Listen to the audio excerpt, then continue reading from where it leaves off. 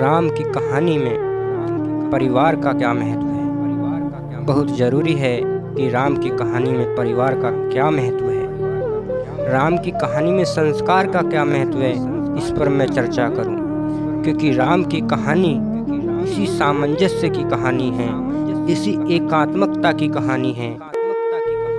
जिस भी आंगन में बुजुर्गों का पेड़ अभी तक भी खड़ा हुआ है, पृथ्वी पर उससे ज़्यादा आनंदित परिवार कोई नहीं, उससे बढ़िया परिवार कोई नहीं। और परिवार को ये जानना जरूरी है कि ये परिवार बचेंगे कैसे। परिवार में काम करने वाले लोग, साथ में व्यापार करने वाले लोग, गाड़ी चलाने वाला ड्राइवर, आपका माली, आपका मैनेजर, आपका कैशियर, इन पर भी लगाम रखनी है। क्योंकि अगली पंक्ति पर आप सहमत होंगे तो मैं अपनी बात, अपना वाचन शुरू करूंगा।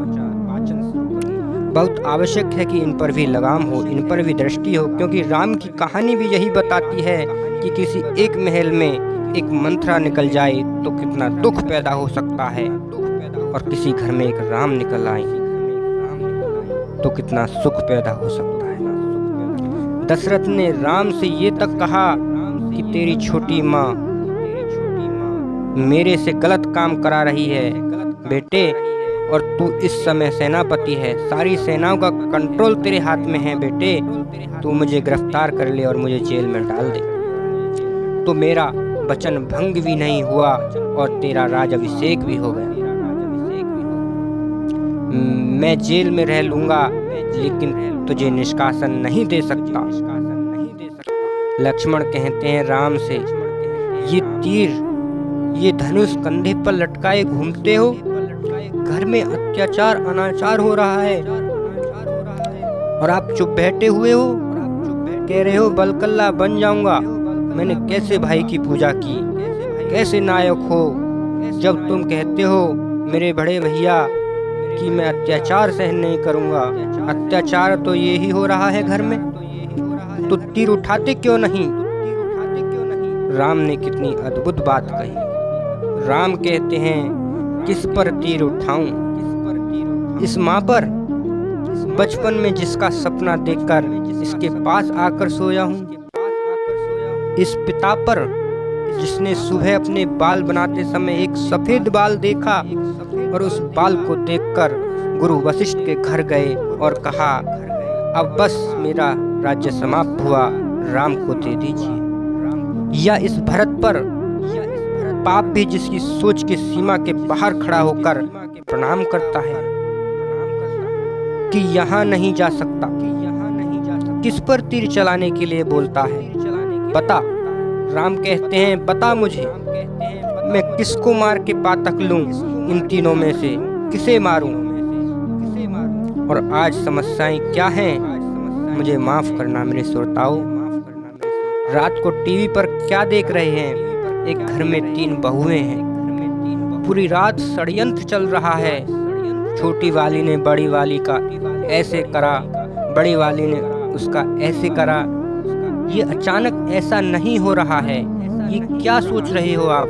कहानी चल रही है, कहानी तो रामायण की चली थी तो कर्फ्यू लग जाते थे।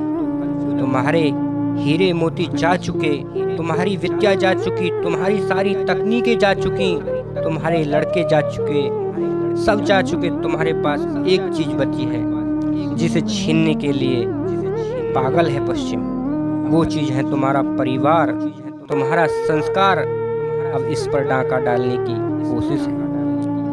कोई सीरीज देख लो, उसके 40 मिनट में एक बलात्कार होगा, एक हत्या होगी, एक संस्कृति और कला के ऊपर भारतीय दर्शन की गंदगी गालियां होंगी। ये क्या है, ये धीमे धीमे आपके घरों तक जहर पहुंचाया जा रहा है। क्या दिखाया जा रहा है आपके सीरियल में, एक लड़का है घर में, वो लड़का चरित्रहीन भी है, वो जिससे उसका विवाह हुआ उसके बाद भी किसी से प्रेम में है। उस परिवार की दोनों महिलाएं उससे विवाह कर चुके हैं। आप में से किसी ने ऐसा घर देखा है? ये भारत के घर नहीं है, एक परिवार में भी संस्कार नहीं है, लेकिन ये डालने की कोशिश की जा रही है कि ये सही है। तो हमारे परिवार के संस्कारों पर परमाणु का हमला है। आप समझिए ध्यान से। क्या घर ऐसे होते हैं जो दिखाए जा रहे हैं? उनको पता है कि आपके यहाँ आज भी ये स्थिति है कि अगर कोई भाई संकट में होगा तो दूसरा भाई आ जाए। इस रीढ़ को तोड़ दिया तो खेल आपके हाथ में है। अगर आपके मन में से ये संतोष हटा दिया जाए कि एक बलकल में रहकर भी मिथिला की राजकुमारी और अयोध्या की महारानी सीता 14 वर्ष वनवास में काट देती है, तो आप बाजार में कैसे जाओगे? क्योंकि वो क्या था? वो माया मृग, वही सोने का हिरन है जिसके पीछे तीर लेकर निकले। बाजार में चुंबक का गुण भर दिया गया है। आदमी का शरीर और आत्मा को लोहे का बना दिया गया है। समझना कैसे है? एक लड़की अपने छोटे भाई को पीठ पर बांधकर पहाड़ पर चढ़ रही थी। थोड़ी देर तक चढ़ी, फिर सांस फूलने लगा। फिर थोड़ा चढ़ी, फिर सांस फूलने लगा। ऊपर से लौटते समय मवेशी चराने वाले मिल गए। उसने कहा, इसको नीचे नहीं रख देती, आ जाएगा, इतना भारी हो रहा है। तो उस लड़की ने कहा, भारी? ये वजन नहीं है, ये मेरा भाई है।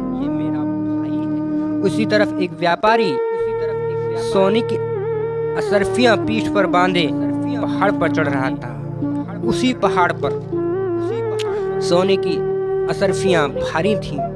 चढ़ने लगा, सांस फूलने लगा, और चढ़ा, सांस फूलने लगा। एक जगह ऐसी आई कि या तो इसे फेंकना पड़ेगा या कुछ करना पड़ेगा। ऊपर से वही गडरिया वापस लौट रहे थे। उन्होंने उस सेठ से कहा कि जो पीठ पर बांध रखा है, इसे छोड़ क्यों नहीं देता? जान बच जाएगी, ऊपर पहुंच जाएगा। सेठ ने कहा, छोड़ूं कैसे? मेरा भाई थोड़ा ही है, ये तो पैसे हैं। तो साथियों, अब आपको तय करना है कि वो वाली बहन बनना है या सेठ वाला भाई बनना है। धन्यवाद।